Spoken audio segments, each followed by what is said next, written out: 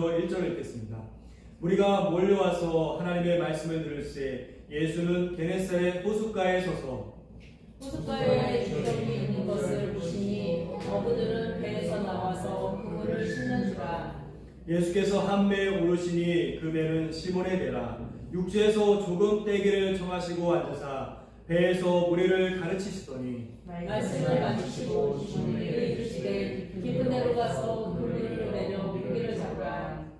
시몬이 대답하여 이르되 선생님, 우리들이 밤이 새도록 수고하였으되 잡은 것이 없지만은 말씀에 의지하여 내가 그물을 내리리다 하고 그렇게 하니 고기를 잡은 것이 심히 많아 그물이 찢어지는지라. 아멘.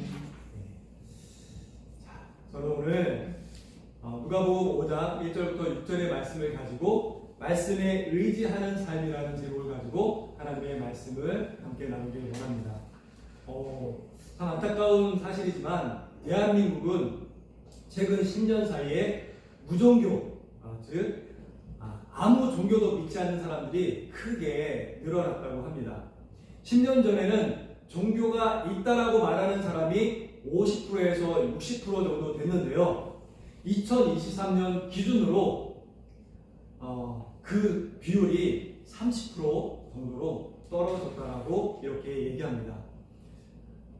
반대로 종교가 없다, 나는 무종교다라고 하는 사람이 60%를 넘어섰다라고 하는 것이죠. 대한민국의, 그러니까 인구의 3분의 2가 지금 종교가 없다라고 그렇게 봐도 무방합니다.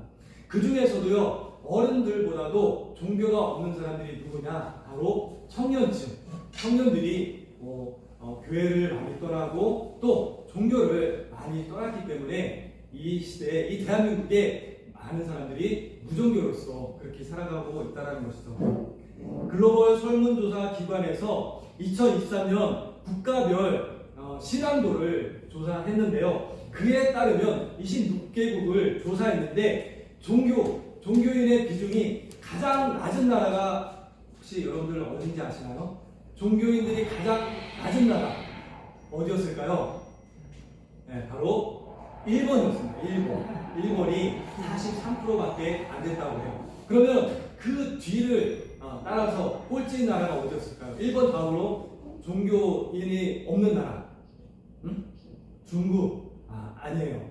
바로 우리나라 대한민국이었습니다. 대한민국. 예. 물론 일본과 한국보다 더 종교성이 낮은 나라가 있었으니 아까 다문이가 이야기한 것처럼 공산주의 체제에 있는 중국과 그리고 북한이, 그 나라가 종교인들이 세계에서 가장 없는 나라였습니다. 그래서 동아시아에서 종교성이 가장 낮은 나라를 꼽으라고 한다면 바로 일본과 한국, 중국, 그리고 북한이 종교성이 가장 낮은 그러한 나라라고 해요. 그래서 퓨 리서치라고 하는 유명한 기관에서 국가 간 종교성을 조사할 때 이러한 결론을 내렸다고 합니다. 동아시아 지역의 가장 흔한 종교는 바로 무종교이다라고 이렇게 결론을 내렸다고 합니다. 그래서 종교는 내 삶에 중요한가? 종교가 내 삶에 중요합니까? 라는 질문을 사람들에게 던졌을 때요, 대한민국에서는 16%만이 종교가 내 삶에 중요합니다 라고 이렇게 대답을 했대요. 그러면 100%가 종교가 중요하지 않다라고 얘기하는 거예요. 무려 94%가 종교가 내 생활에서 중요하지 않습니다라고 이렇게 대답을 했다고 해요. 여러분, 대한민국의 정치와 경제가 왜 이렇게 나락으로 떨어지는지, 대한민국이 왜 전반적으로 어려움에 빠져들고 있는지 여러분들 그 이유를 잘 아시겠죠? 네. 그런데 재미있는 것은요, 이러한 위기, 고통, 아픔이 오게 되면은 신을 믿는 것이 위기, 고통, 아픔을 극복하는데 도움을 준다고 그렇게 믿고서요, 대한민국의 무려 50%의 사람들이, 그리고 일본에서는 43%의 사람들이 종교를 다시금 믿는다고 합니다. 그러니까 종교가 흥왕하려면 어떻게 돼야 돼요? 나라가 막 부자가 되고 더 잘 되는 것이 아니라 위기에 빠지고 어려움이 있을 때, 그때야 비로소 사람들이 종교를 찾는다는 것이죠. 여러분, 대한민국은 국민의 60%가 유교적인 가치가 나와 관계가 있다라고 그렇게 대답을 한다고 합니다. 대한민국은 아시아 전체를 통틀어 볼 때 가장 유교적인 국가가 바로 대한민국이에요. 인, 예, 의, 지 그런 것들이 대한민국에서 가장 중요시되는 그러한 덕목이라는 것이죠. 유교의 발상지인 중국도 우리나라를 따라가지 못하고 있습니다. 어디에서 우리나라가 유교적인 국가라는 사실을 알 수 있을까요? 여러분들, 우리가 가장 좋아하는 것이 뭐가 있죠? 저도 좋아하는 건데 돈이 있죠. 돈, 지폐. 거기에 보면은요 1,000원짜리에 누가 새겨져 있어요? 맞아, 태계이와. 5,000원짜리에는 누가 새겨져 있어요? 율곡이가 새겨져 있습니다. 그러면 5만원짜리에는 누가 새겨져 있을까요? 율곡이의 어머니 심사인당이 새겨져 있습니다. 이걸 볼 때 우리나라가 얼마나 유교적인 그러한 국가인지 잘 나타나 있다는 것이죠. 그렇지만 이 유교적인 가치마저도 코로나가 지난 그 이후에는 그 유교적인 가치가 너무나도 많이 쇠락한 것을 우리가 볼 수 있습니다. 여러분, 대한민국이라는 나라는 현재 종교인들이 줄고 종교적 가치가 많이 감소했습니다. 그리고 유교적 가치가 높은 나라였지만 그것도 급격하게 줄고 있다는 것이죠. 그렇다면 이 대한민국의 정신적인 지주 역할을 하는 것은 과연 무엇이 있을까요? 그렇다면 이 시기에 우리 기독교는 이 대한민국에서 어떤 역할을 해야 하겠습니까? 오늘 본문은 예수님께서 게네사렛 호숫가에서 베드로를 만난 것을 시작으로 하고 있습니다. 본문에서는요 시몬이라는 이름이 나오는데요, 이 시몬이라는 이름은 예수님께서 베드로라는 이름으로 바꿔주시기 전까지 계속 시몬이라는 이름으로 베드로가 그렇게 불렸거든요. 하지만 예수님께서 베드로를 만난 것은 이것이 처음이 아니었죠. 누가복음 4장을 읽다 보면 38절에 이런 말씀이 나옵니다. 예수님께서 시몬의 집에 들어가셨는데요. 왜 시몬의 집에 들어가셨냐? 시몬의 장모가 열병을 앓고 있었거든요. 열병을 앓고 있었기 때문에 예수님께서 그 집에 들어가서 시몬의 그 장모의 열병을 고쳐주셨다라고 이렇게 말씀해 두고 있습니다. 이 두 번의 만남이 순서적으로 기록되어 있다는 것을 보면 예수님과 베드로의 만남은 그냥 우연찮이, 어떻게 지나가다가 우연찮이 만난 그러한 만남이 아니라 하나님의 철저한 계획과 섭리 가운데 만난 그러한 만남이라는 것이죠. 저는 이 하나님의 계획하심이 베드로가 예수님을 만났을 때 어떻게 반응하고 있는지, 우리가 오늘 이 말씀을 통해서 무엇을 어떻게 얻어갈 수 있는지 그것을 이 말씀을 통해서 살펴보고자 합니다. 자, 지금 어떤 상황이라고요? 예수님께서 시몬의 집에서 그 장모의 병을 고쳐주신 후에 어디로 가셨습니까? 갈릴리 여러 회당을 다니시면서 예수님께서 전도하셨다라고 말씀해 주고 있습니다. 왜 예수님께서 전도하셨어요? 예수님이 이 땅에 오신 목적이 바로 다른 곳에 있지 않고 전도를 하기 위해서, 내가 이곳에 이 땅에 온 것은 전도하러 왔노라 라고 예수님께서 그렇게 말씀하셨기 때문에 예수님은 갈릴리 회당을 다니시면서 전도하셨다는 것이죠. 그리고 전도하시고 난 이후에 예수님은 게네사렛 호숫가, 즉 갈릴리 호숫가에 와서 이렇게 호숫가에 와 보니까 저기에 무엇이 보인 거예요? 바로 배 두 척이 놓여 있는 것을 보게 되었습니다. 그리고 그 배 두 척 앞에서 열심히 그물을 싣고 있는, 배에서 나와서 그물을 싣고 있는 그러한 사람들을 보게 된 것입니다. 그리고 예수님이 그 배 두 척 가운데 누구의 배에 오르셨다고 오늘 본문에서 말씀하고 있습니까? 누구의 배에 오르셨어요? 바로 시몬 베드로의 그 배에 예수님께서 오르셨다라고 말씀하고 있습니다. 그 배에 오르신 목적이 무엇인가요? 그 배에 올라서 사람들에게 말씀을 가르치시기 위해서 예수님은 시몬 베드로의 그 배에 오르셨고, 말씀을 가르치신 후에 갑자기 예수님께서 뜬금없이 이런 말씀을 시몬에게 하십니다. 어떤 말씀을 하세요? 깊은 데로 가서 그물을 던져라 라고 시몬 베드로에게 예수님이 말씀하십니다. 지금 베드로는요, 밤이 새도록 고기잡이를 했기 때문에 매우 피곤한 상태였어요. 더군다나 밤새도록 수고를 했지만 고기를 잡았을까요? 못 잡았을까요? 네, 고기를 잡지 못했거든요. 그래서 시몬 베드로는 지금 심신이 너무나도 피곤한 그러한 상태였습니다. 그런데 예수님은 그에게 다시 저 갈릴리 호숫가로 가서 그물을 던지라고, 물고기를 잡으라고 그렇게 말씀하신 것이었습니다. 여러분, 하루 종일 현장에서 열심히 일하면서 땀에 쪄들은 그러한 사람에게, 피곤한 사람에게 직장 상사가 야, 야근해야지, 이 말 한마디가요 얼마나 사람을 피곤하게 만드는지 몰라요. 지금 베드로와 그의 동료들은 무엇을 하고 있었다고요? 베드로와 그의 동료들은 배에서 나와서 뭘 하고 있었어요? 그물을 씻고 있었다라고 말씀해주고 있죠. 2절에서. 지금 무슨 준비를 하고 있었던 거예요?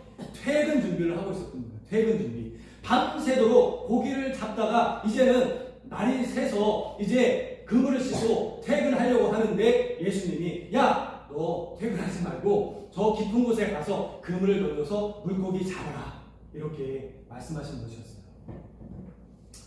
여러분, 아침 출근 전부터 직장인들이 간절하게 소망하는 것이 무엇인지 아십니까? 우리 직장인들은 잘 알 텐데요. 아침 출근을 하기 전부터 간절히 소망하는 것이 무엇이에요? 바로 퇴근을 소망하게 됩니다. 우리 학생들은요, 등교 시작하기 전에 가장 바라는 게 뭐예요? 하교하는 것을 가장 바라죠. 우리 다민이도 학교에 들어가기 전에 가장 바라는 게 아마 하교하는 것을 가장 고려할 거예요. 제가 2년 동안 다녔던 회사에서도요, 여러분 오늘 하루 수고 많으셨습니다, 이제 퇴근하십시오라고 이런 방송이 나오게 되면요, 사람들이 그 방송을 듣자마자 모든 것을 다 팽개쳐두고 막 퇴근하려고 열심히 달려가요. 그래서 방송에서 여러분 그렇게 달려가면 다칠 수 있으니까 여러분 뛰지 마세요 그래도요, 사람들이 얼마나 퇴근하고 싶은지 막 열심히 뛰어가는 그러한 모습이 있습니다. 지금 예수님께서 베드로에게 장업해야지라고 그렇게 말씀하시는 거예요.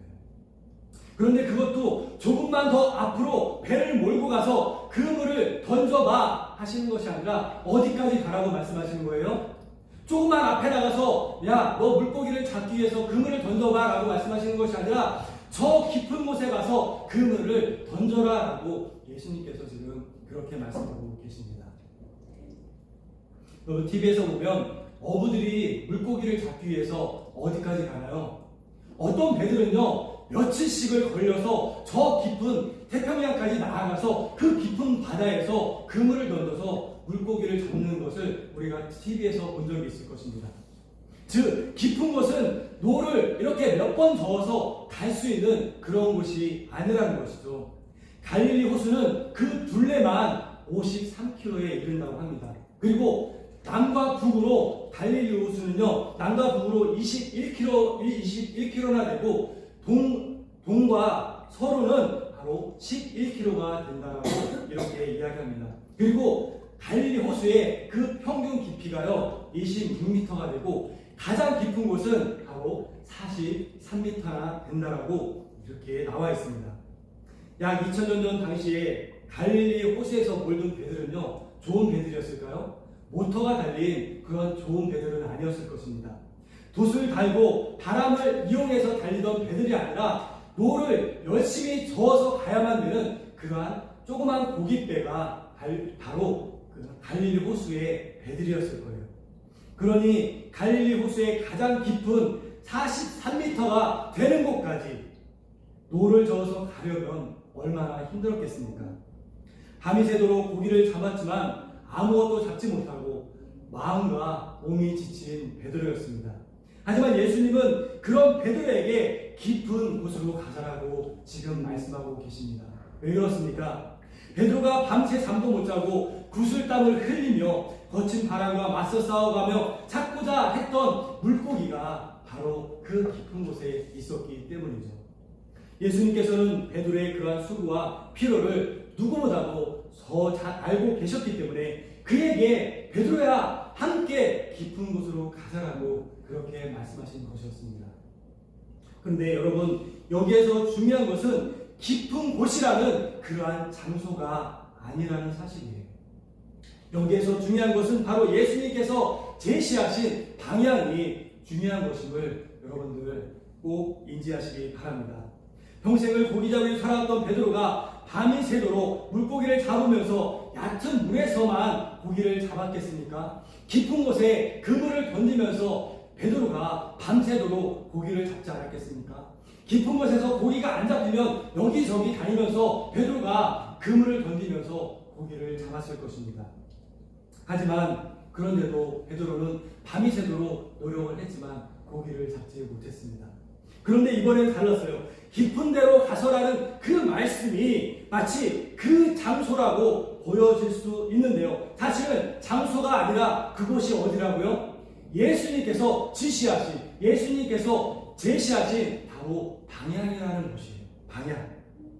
그래서 베드로가 이렇게 고백하고 있습니다. 말씀에 의지해서 제가 그물을 던지겠습니다. 예수님, 제가 밤이 새도록 그 장소에 가서 수고했지만 잡은 것이 아무것도 없었습니다. 그러니 이제는 예수님께서 말씀하신 그 방향으로 가서 제가 그물을 내리겠습니다. 지금껏 내가 물고기를 잡고자 밤새도록 애썼던 그 장소는 내 인생의 경험을 바탕으로 한 그러한 곳이었습니다. 내 힘, 내 전문적인 지식이 녹아 들어간 그러한 곳이었습니다. 하지만 그 결과는 어떠했을까요? 처참한 결과였습니다. 아무것도 건져 올린 것이 없었던 그러한 수고만 했던 그러한 장소였습니다. 여러분, 장소가 중요합니까? 물론 장소가 중요할 때도 있습니다. 하지만 더 중요한 것은 뭐라고요? 장소가 중요한 것이 아니라 방향이 중요한 것입니다. 예수님께서 제시하신 방향, 여러분, 우리는 하나님의 말씀이 가라고 하는 곳까지 가야 하고 하나님의 말씀이 멈추라고 하는 곳에서 우리가 멈춰야 할 줄 믿습니다. 그러할 때 그것이 바로 하나님 말씀에 의지하는 삶이고 그것이 바로 하나님 말씀에 순종하는 그러한 삶이 되어지는 줄 믿습니다. 아멘. 여러분, 크고 아늑한 교회가 우리의 신앙생활을 보장해 줄 수 있는 그러한 장소라고 여러분들 생각하시나요? 그러한 교회 안에 있으면 내 신앙이 좀 더 견고해지고 신앙이 눈부시게 여러분 성장해 갈까요? 저는 우리나라에서 가장 크다는 그러한 교회에서 어렸을 때부터 신앙생활을 해왔고요. 그리고 10,000명 이상이 넘는다는 그러한 서울에 있는 교회에서 여러 해 동안 신앙생활을 해왔습니다. 그런 교회에 모이는 많은 사람들의 특징이 무엇인지 아십니까? 목사님의 은혜로운 말씀을 듣기 위해서 많은 사람들이 찾아오기도 하지만 대부분은 편안함 때문에 큰 교회를 찾는다라는 것이죠. 내가 가고 싶은 시간에 예배 시간을 정해서 갈 수 있는 편안함. 수많은 사람들이 모이기에 내가 굳이 힘들여서 봉사하지 않아도 된다라는 그러한 편안함. 큰 교회라는 장소가 나에게 주는 편리함이 많기 때문에 오늘도 많은 사람들이 작은 교회를 떠나서 큰 교회를 찾고 있다는 사실입니다. 그런데 예수님이 말씀하신 대로 깊은 곳에 가려면 어떻게 해야 합니까? 예수님이 말씀하신 방향으로 가기 위해서는 나뿐만이 아니라 같이 타고 있는 동료와 함께 힘들게 모를 젓는 그러한 수고를 우리가 해야만 하는 것이죠. 같이 그 동료와 호흡을 맞춰야 합니다. 가고자 하는 방향이, 바라보고자 하는 방향이 서로 같아야만 하고요. 또 서로 희생하고 봉사할 때 물고기를 잡을 수 있는 그 방향으로, 똑바른 방향으로 배가 나아갈 수 있게 되는 것이죠. 저는 우리 주께 맡긴 교회 성도님들이 장소에 연연해 하지 않기를 바랍니다. 제가 지난주 주께 맡긴 교회 개척 감사 예배 때에도 말씀드렸지만 예수님께서 2000년 전에 이 땅에 오실 때 크고 웅장하고 편안한 장소를 찾고자 하셨다면 굳이 저 베들레헴에 저 보잘것없는 마구간에서 태어나지 않으셨을 것입니다.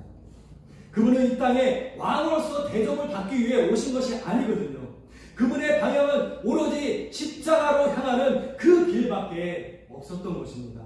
우리를 대신해서 우리의 죄를 지시고 십자가에 못 박혀 죽으셨다가 3일 만에 다시 살아나시는 그 길, 그 방향만을 향해서 달려가시는 것이 바로 그분이 이 땅에서 이뤄야 될 최종적인 목표였기 때문에 예수님은 그 방향만을 바라보시며 예수님은 그렇게 달려가신 것이었습니다. 잠언 16장 20절 말씀에 삼가 말씀에 주의하는 자는 좋은 것을 얻나니 여호와를 의지하는 자는 복이 있다라고 이렇게 말씀해주고 있습니다. 쉬운 성경에서는 이렇게 풀어서 말씀해주고 있는데요. 가르침에 순종하는 사람은 잘 되며 여호와를 신뢰하는 자는 복이 있다라고 쉬운 성경에서는 말씀해주고 있습니다. 말씀에 의지한다라는 것은 그러니까 뭐예요? 말씀에 의지한다라는 것은 가르침에 순종한다라는 그런 뜻이죠. 학생은 선생님의 가르침에 잘 따를 때 좋은 학생이 될 수 있는 것이고요. 좋은 진로로 갈 수 있게 되는 것이죠. 베드로 또한 오랫동안 고기잡이를 한 사람이었지만 깊은 데로 가서 그물을 내리라는 예수님의 이 한마디에 자기가 가지고 있던 모든 지식, 모든 경험을 다 내려놓을 수 있었기에 결국 어떠한 결과를 얻을 수 있었을까요? 베드로는 그물이 찢어질 만큼 물고기를 많이 잡게 되는 그런 은혜를 얻을 수 있게 된 것입니다. 여러분, 강대상 앞에서 하나님의 말씀을 전하다 보면요, 참으로 다양한 분들의 얼굴을 보게 됩니다.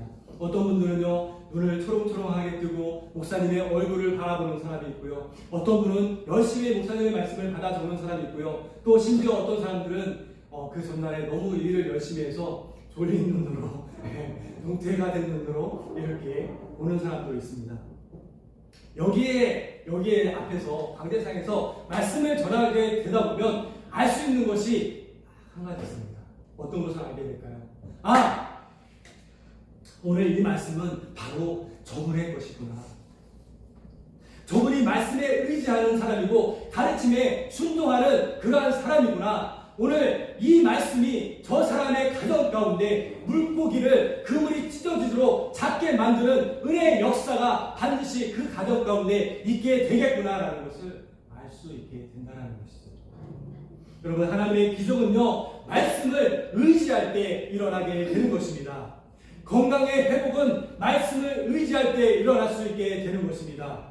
가정의 회복, 사업장의 회복, 정치와 경제의 회복은 말씀을 의지하고 그 말씀에 순종하며 나아갈 때 하나님의 놀라운 역사가 그 가정 가운데, 사회와 직장과 이 세계 가운데 하나님의 놀라운 역사가 나타나게 되는 것입니다. 하나님의 말씀을 선포할 때 그 말씀이 여러분들 들려져야 할 줄 믿습니다. 그 말씀이 내 가슴에 심겨져서 그 말씀이 내 말씀으로 여겨질 때 그러한 사람들에게 하나님은 오늘도 역사하시고 그러한 사람들에게 하나님의 놀라운 은혜를 베풀어 주신 줄 믿습니다. 아멘. 사도행전에 보면 베드로가 하나님의 말씀을 전할 때 어떤 일이 일어났습니까? 사도 베드로가 하나님의 말씀을 전할 때 그 말씀이 사람들을 마음 가운데 심겨지고 그 말씀이 영적인 말씀으로 들려질 때 하루에 3,000명이 변화되어지고 하루에 5,000명이 변화되어져서 많은 사람들이 죽게 돌아오는 놀라운 역사가 일어나게 되었다라고 사도행전에서 말씀해주고 있습니다. 또한 사도행전 10장 말씀에 보면요, 백부장 고넬료의 집에서 사도 베드로가 하나님의 말씀을 전할 때에 그 자리에 모인 모든 사람들이 그 하나님의 말씀을 자신의 말씀으로 듣고서 그 영적으로 그 말씀을 받고자 했을 때 어떤 일이 일어난지 아시나요? 성령의 역사가, 성령의 임재가 그 자리에 모이는 사람들에게 임하여졌다라고 그렇게 말씀해주고 있습니다. 아멘. 히브리서 4장 12절에서는 하나님의 말씀은 살아있고 활력이 있어 좌우에 날이 선 어떤 검보다도 예리하다라고 그렇게 말씀해주고 있습니다. 하나님의 말씀은 그러니까 죽은 말씀이 아니라 살아있는 그러한 말씀이라고 우리에게 분명하게 이야기해주고 있는 것입니다. 아멘. 여러분, 하나님의 말씀을 듣고 흘려버리는 사람이 아니라 말씀에 의지할 수 있는 저와 여러분 되어주시길 바랍니다. 들은 말씀에 순종하며 나아갈 수 있는 저와 여러분들 되어주시기를 바랍니다. 그러한 사람들에게 하나님은 그물이 찢어지도록 많은 고기를 잡게 되는 은혜를 베풀어 주실 줄 믿습니다. 말씀을 마무리하겠습니다. 2025년 새해가 시작되었습니다. 여러분들도 아시다시피 첫 단추를 잘 끼워야지 마지막 단추까지 잘 끼울 수 있게 되는 것입니다. 올 한 해에도 밤이 새도록 수고했지만 잡은 것이 없는 인생이 되지 않기 위해서 가장 먼저 해야 될 것은 바로 주님의 말씀을 듣고 주님의 말씀에 순종하는 그러한 삶을 살아갈 때 주님께서 올 한 해 여러분들의 가정과 일터와 사업장 가운데 그물이 찢어지도록 많은 물고기를 잡게 하시는 놀라운 은혜가 우리 주께 맡긴 교회 가운데 여러분들의 삶 가운데 있게 되어진 줄 믿습니다. 네. 이 시간 함께 기도드리겠습니다.